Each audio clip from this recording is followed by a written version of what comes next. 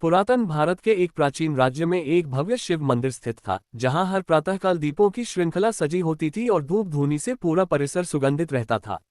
इस मंदिर के प्रधान पुजारी थे ऋषि अथर्वण, श्वेत वसनधारी, सौम्य मुखमंडल और गहन नेत्रों वाले ऋषि, जो केवल पूजा नहीं करते थे बल्कि समय और तत्वों से संवाद करते थे।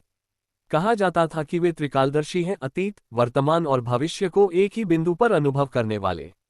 एक दिन राज्य का युवराज आरुज्य मंदिर में उपस्थित हुआ। वह शस्त्रविद्या में पारंगत था, पर मन की शांति उसे अब भी कहीं बाहर खोजनी पड़ रही थी। राज्य में एक अज्ञात रोग फैल गया था, जिसे कोई वैद्य या तांत्रिक नहीं समझ पा रहा था।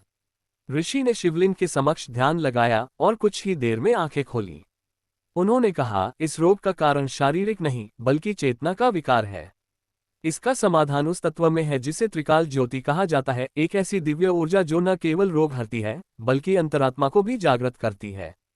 परंतु ये त्रिकाल ज्योति किसी एक स्थान पर नहीं थी। उसे प्राप्त करने हेतु आरुज्य को एक आध्यात्मिक यात्रा पर निकलना था।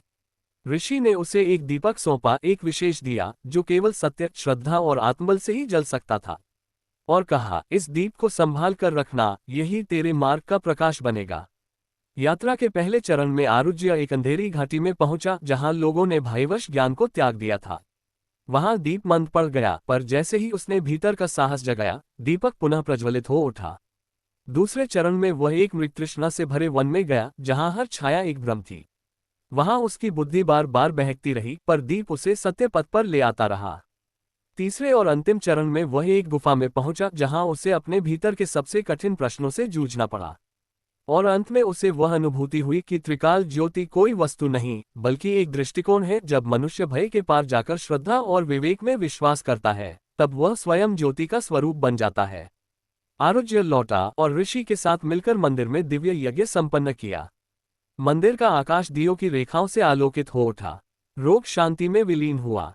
लोगों ने सीखा, विज्ञान बिना श्रद्धा अधूरा है और श्रद्धा बिना विवेक शून्य।